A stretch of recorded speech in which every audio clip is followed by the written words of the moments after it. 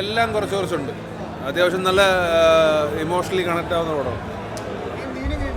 എല്ലാവരും നന്നായിട്ടുണ്ട്. കൊണ്ട് തീരുന്നൊരു കഥ, ഒരു ദിവസം കൊണ്ട് തീരുന്നൊരു കഥയായിട്ട് ട്രാഫിക് കൊണ്ടുപോയത്.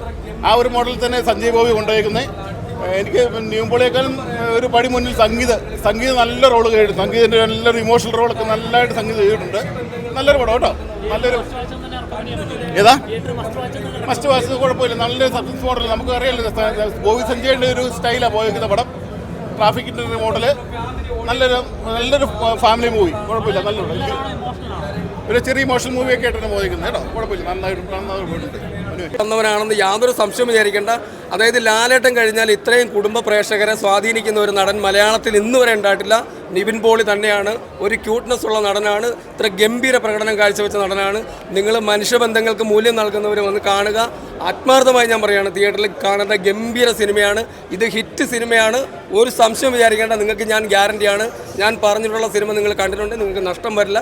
നിങ്ങൾ അച്ഛനമ്മമാർ കാണുക, കുടുംബത്തിലുള്ള എല്ലാ അംഗങ്ങളും കാണുക.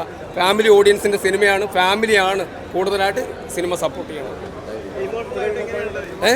ഇമോഷൻ അതാണ് ഞാൻ പറഞ്ഞത്. കണ്ണ്, അതായത് മനുഷ്യബന്ധങ്ങൾക്ക് മൂല്യം നൽകുന്നവർ ഇത് കണ്ടു കഴിഞ്ഞാൽ കണ്ണ് നനയും. മനസ്സിലായോ? ബാഡ് ചിന്തിക്കുന്നവർക്ക് കണ്ണ് നനയില്ല. ബാഡ് ചിന്തിക്കുന്നവരാരും വന്നിട്ട് ഒരു കാര്യമില്ല. കാരണം അമ്മത്തൊട്ടിൽ കൊണ്ടുവന്ന് കളയുന്ന മക്കൾ, ഇതൊക്കെ നമ്മൾ എവിടെയൊക്കെ ആയിട്ട കഥകൾ പോലൊക്കെ നമ്മൾ പറയുമെങ്കിലും ഇതിപ്പോഴും റിയൽ ലൈഫിൽ നടക്കുന്നുണ്ട്. ഇപ്പോഴും കുഞ്ഞുങ്ങളെ പ്രസവിച്ച് ഉപേക്ഷിക്കുന്ന അമ്മമാരുണ്ട്. അപ്പോൾ അവരൊക്കെ ഒന്ന് കാണുക. യുവാക്കൾ കാണുക. ബാംഗ്ലൂർ പോലുള്ള നഗരങ്ങളിൽ പഠിക്കുന്ന വിദ്യാർത്ഥികൾ കാണുക. ഇങ്ങനെയൊക്കെയാണ് നമ്മൾ വഴിതെറ്റുന്നത്. നമ്മൾ വഴിതെറ്റിക്കാനൊരു സമൂഹം നമ്മുടെ പിന്നിലുണ്ട്. തിരിച്ചറിയുക. ഇതൊരു സിനിമ നിങ്ങളുടെ തിരിച്ചറിവിലേക്ക് നയിക്കട്ടെ എന്ന് ആശംസിച്ചുകൊണ്ട് അടിപൊളി സിനിമ നിങ്ങൾ വന്ന് ധൈര്യമായിട്ട് കാണുക. ത്രില്ലർ, നമുക്ക് കൊലപാതക ത്രില്ലർ മൂവിയല്ല. ജിത്തു ജോസഫ് സിനിമയൊന്നും അല്ല ഇത്. ഇതിൻ്റെ ജോണറൊക്കെ വേറെയാണ്. ഇതൊരു കുറ്റാന്വേഷണ കഥയൊന്നും അല്ല. ഇത് ബന്ധങ്ങളെ മൂല്യം നൽകുന്ന ഒരു അന്വേഷണ കഥയാണ്. നിങ്ങൾ വന്ന് കാണുക. ദയവ് ചെയ്ത് നല്ല സ്ക്രിപ്റ്റ്, നല്ല സിനിമയാണ്.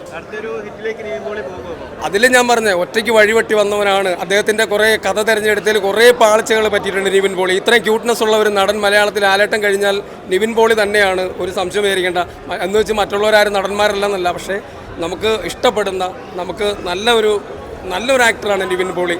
അദ്ദേഹത്തിന് ഇനിയും വലിയ പടങ്ങൾ കിട്ടട്ടെ. വലിയ ആശംസകളാണ് ഈ സിനിമയോട് കൂടി വീണ്ടും തെളിയിക്കുന്നത്. നമുക്കറിയാം, ഭാർമ എന്ന് പറയുന്ന ഒരു സീരീസ് വന്നു. അതിനുശേഷം സർവമായ എന്ന് പറയുന്ന ഒരു ഹിറ്റ് വന്നു. ഇത് അതിലും ഹിറ്റാവും ഈ പടം.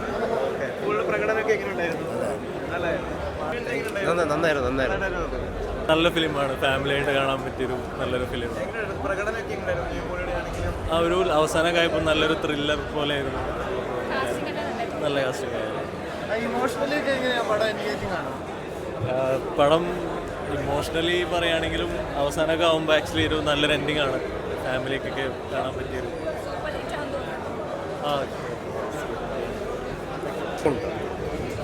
എടുത്തു പറയാനുള്ള പെർഫോമൻസ് ലിജോ മോളുടെയും സംഗീതത്തിൻ്റെയാണ്.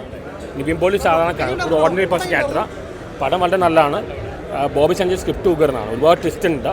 അരുൺ വർമ്മയുടെ ഡയറക്ഷൻ നല്ലതാണ്. ഇത് അടുത്ത ഹിറ്റാണ്. നിവിൻ പോളിയുടെ അടുത്ത ഹിറ്റാണ്. എല്ലാവരും തിയേറ്ററിൽ പോയി കാണും. ഫാമിലിക്ക്, യൂത്തിനും എല്ലാം ഇഷ്ടപ്പെടും. യാതൊരു വൾഗാരിറ്റി വയലൻസ് ഒന്നുമില്ല. എല്ലാവരും നന്നായി പെർഫോം ചെയ്തിട്ടുണ്ട്.